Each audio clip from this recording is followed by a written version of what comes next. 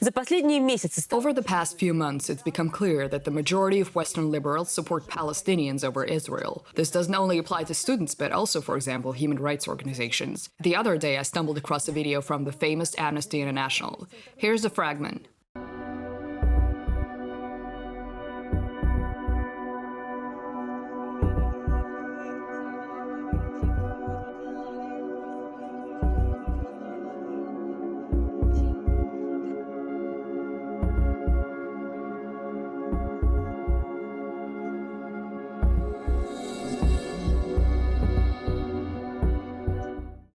This is only the start of the video, and I of course watched the entire thing, and there's not a word about the October 7th attack on Israel, which was answered with a military operation in Gaza, or about the Hamas organization. Many turn to the investigations and reports of Amnesty International as fact-checked sources of information, including progressive universities. We want to delve into this, so joining us today is Agnès Callamard, Secretary General of Amnesty International. Welcome.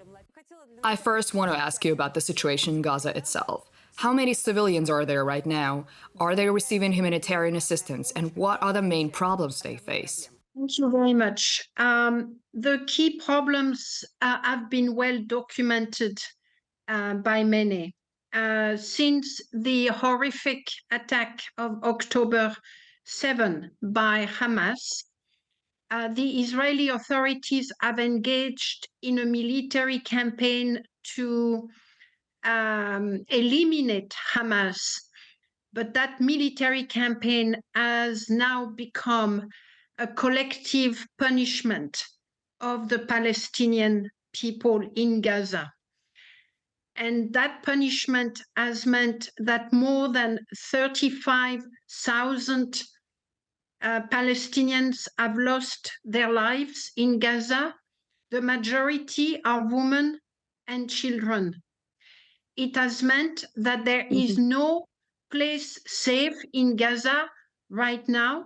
Even the so-called safe areas identified by the Israeli authorities, they are not safe at all, and they have been shelled by the military, Israeli military.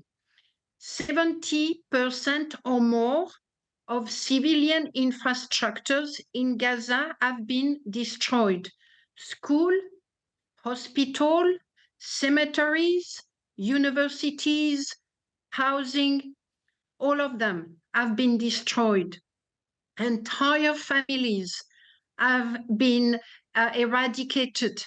We have documented 40, 50 people of the same family killed through indiscriminate or targeted shelling by the Israeli authorities. Humanitarian assistance is not entering the Gaza territory right now. Starvation is already happening in Gaza according to humanitarian agencies. There is no water. People in Gaza currently have only 3% of their water needs, which means that diseases are rampant. There is no bakeries left in Rafah, for instance. According to Doctors Without Borders, they have not been able to provide humanitarian assistance to Palestinians in Gaza since May 7. Since May 7. The flow of aid has been cut off. There is no humanitarian assistance, or far too little humanitarian assistance entering Gaza. You are asking me about the scale of the violations. Let me add that the number of humanitarian workers killed in Gaza is the highest ever recorded in a single conflict, more than 200. The number of journalists killed in Gaza is the highest number ever recorded in one conflict. Lots of research have shown that the civilians in Gaza right now are suffering the highest rate of harm ever recorded since the end of World War II.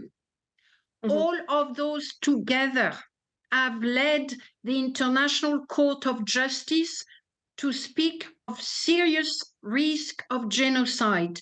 And this too is Amnesty's international position. We see the situation as alarming as it can get, and the risk of genocide extremely high and serious. I understand. I don't want to dwell on the arguments that are constantly made by representatives of Israel, including the argument that Hamas militants hide in civilian infrastructure, in hospitals, schools, and residential homes, and as such strikes are made on these pieces of civilian infrastructure. I do want to ask you about this. Do I understand correctly that you believe Israel is solely responsible for what's occurring? The situation in Gaza, the Israeli authorities are, of course, responsible for the extent of the violations in Gaza. They are the one bombarding Gaza, shelling Gaza, imposing closure of humanitarian corridors and passage. They are the one using starvation as a weapon of war. I understand, but what about the terrorist organization that is actually governing this territory? An organization which holds responsibility for what goes on there. They decide where terrorists are located within Gaza, how the October 7th attack on Israel was organized, and how rockets are fired at Israel. We haven't spoken much about these rockets attacks, which actually occurred very recently. Absolutely. Absolutely. But the Israeli authorities under international law are the occupying powers. So they have tremendous responsibility for what's happening. With regard to Hamas, Amnesty International has repeatedly denounced what happened on October 7. We have described the killings, the hostage, the torture as war crimes, possible crime against humanity. There is absolutely no doubt that Hamas has committed horrific crimes against Israeli people on October 7.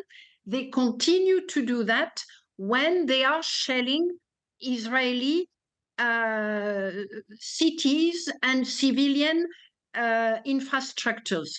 No doubt, and they are responsible for those violations. I would like, however, to insist on the fact that October 7 did not happen in a vacuum, that Israeli government has been engaged in a system of oppression and repression against Palestinians amounting to apartheid.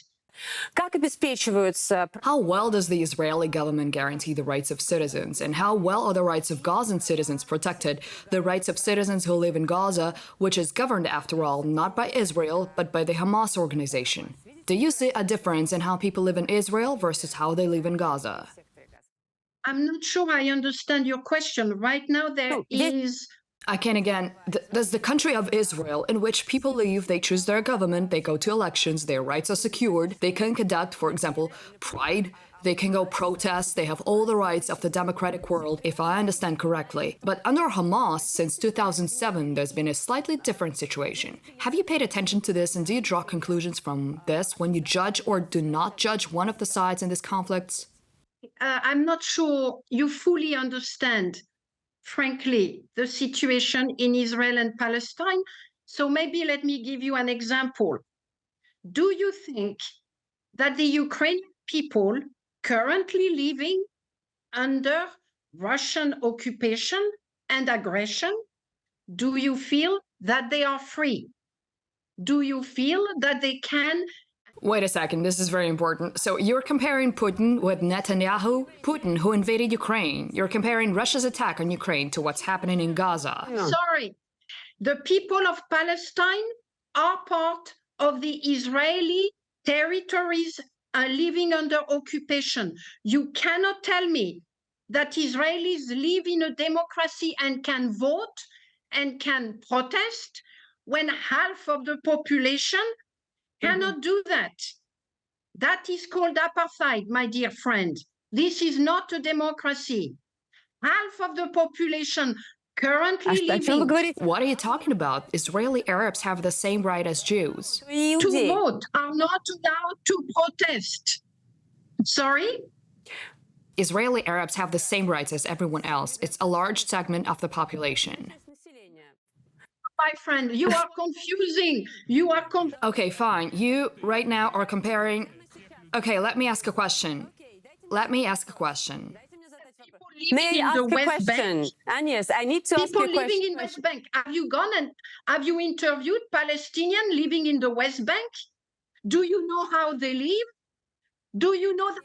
No, I'm not going to argue about the fact that they live in difficult conditions. Do you know they cannot take the same road as Israelis because there are roads for Вы меня не Palestinians You don't and listen to me, roads Agnès. for Israelis? Do you know anything? Asking me questions. Have you done your work? Are you aware of the terrorist action which. Have you gone to the West Bank? Have you interviewed people in the West Bank? Have you seen the absolute level of oppression of Palestinians in the West Bank? Please, I'm happy to answer your question, but do your work and go and check what's happening in the West Bank. Я спросила. I asked you about what rights are protected in Israel and which are protected in Gaza. You don't name Hamas as a terrorist organization, we understand that? Okay. Then you compare the situation in Gaza with the situation in Ukraine. You compare the Russian attack on Ukraine to what Israel was forced to do in response to the scary, horrible, as you said yourself, October 7th terrorist attack on Israel. Do I understand correctly that you draw a parallel between what's happening in Ukraine with what's happening in Gaza? It's an act of aggression under international law. I am not making the law. I'm using international law. Okay? Under international law, what Israel is doing Gaza is an act of occupation. This is not my decision. This is the UN finding. This is the Security Council finding. It is not an Amnesty International finding. This is an occupation, whether you like it or not. Under international law, it is an occupation. Okay? So the same laws applies to everybody. And we don't use, at Amnesty International, we do not use the terminology terrorist group. Why? Who is called a terrorist by Russia right now? Who is called a terrorist? The defenders, the journalists are called terrorists. Terrorist groups has no meaning. You cannot apply it for Hamas and then apply it to other people who are defending freedom as they do, such as human rights defenders. The terminology of terrorism is being manipulated. This is why we don't use that terminology. Да, в России действительно. Yes, in Russia they label the writer Boris Akunin as a terrorist. It seems to me that nothing here is unclear. It's just the political decision of the regime. I thank you, and I hope that in spite of our emotional conversation, we'll meet again on TV Rain's broadcast, and we'll continue to discuss what's happening in a very difficult region in the Middle East, and what can be radical views on the situation. Agnès Callamard, General Secretary of Amnesty International on TV Rain. Agnès Callamard, генеральный секретарь Amnesty International в прямом эфире телеканала «Дождь».